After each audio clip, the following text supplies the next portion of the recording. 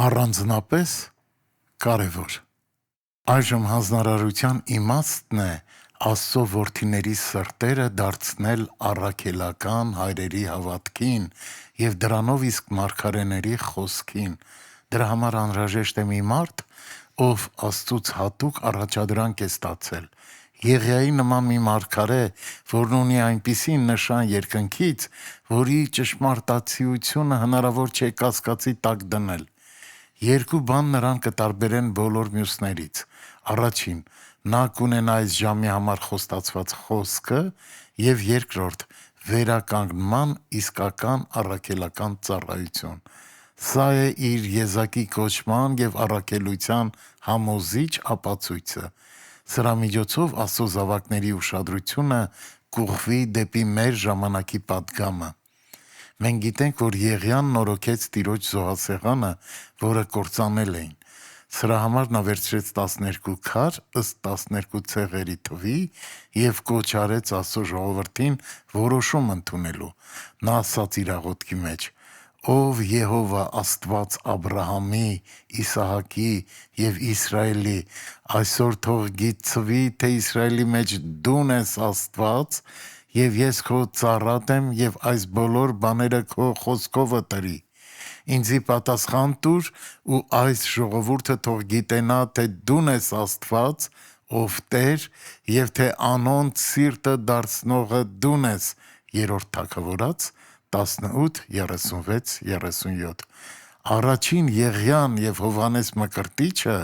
որը եկավ Եղիայի հոգով, ինչպես նաև այն Եղիան, որ պետք է գար Տիրոջ մեծ ու ահեղ օրվանից առաջ, ունեն այս ընդհանուր բանը. նրանք Աստծո մարդկանց սրտերը դարձնում են Աստծուն և իր խոսքին։ Վերջին ծառայության միջոցով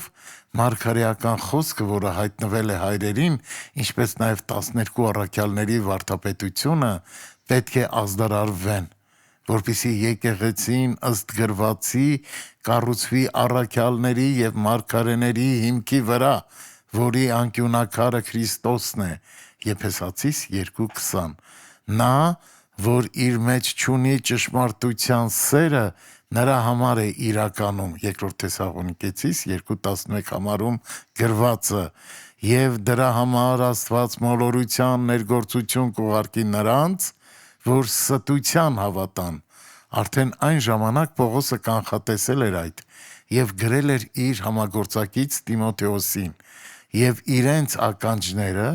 ճշմարտությունից հետ կդարձնեն ու առասպելների հետևից գնալով կմոլորվեն։ Երկրորդ Տիմոթեոս 4:4։ Մինչդեռ բոլոր նրանք, ովքեր կգան ճշմարտությանը, այլևս չեն տարուբերվի օտար վարդապետությունների քամուց։ Նրանք կլսեն կոչը և դուրս կգան բոլոր բաբելոնյան ճամբարներից և կուրախանան ողջամիտ վարդապետությամբ։ Տիտոս 2:1։ Այնպես ինչպես Հովհաննես Մկրտիչը ճշգրիտ կերպով գիտեր այն սուրբգրային հատվածները,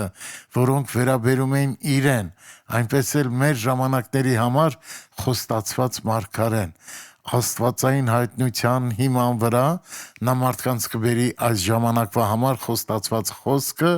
և իր քարոզչության մեջ կընդգրկի նաև աստվածաշնչյան մարգարեությունները, որոնց մասին Պետրոսն ասում է. «Եվ մարգարեական ավելի հաստատ խոսքն ունենք»։ Երկրորդ Պետրոս 1:19։ Նա նաև պետք է ունենա մարգարեության հոգին, որի մասին գրված է Հայտնություն 19:10-ում։ Հովհաննես առաքյալին ասվեց. «Ես ծառայակից եմ քեզ ու քո եղբայրներին, որոնք Հիսուս Քրիստոսի վկայությունն ունեն, Տեր Աստծուն երկրպագիր, որովհետև Հիսուսի վկայությունը մարգարեության հոգին է։ Մարգարեության հոգին կապ չունի մարգարեության պարգևի հետ, այլ մարգարեության խոսքի հետ, և ինչպես տեսանք, Հիսուս Քրիստոսի վկայությունն է։ Ամբողջ այս թեման այնքան կարևոր է, որ ոչ ոք չպետք է բավարարվի վարկածներով և ենթադրություններով։ Խոսքը Աստծո ճշմարիտ եկեղեցու կատարելության մասին է։ Եկեղեցի, որն ի վերջո կհասկանա իր առաջադրանքը, կհենվի իրեն տրված խոստումների վրա և մեկ կդառնա նրա հետ։ Սա է հոգով ճշմարիտ միաբանությունը։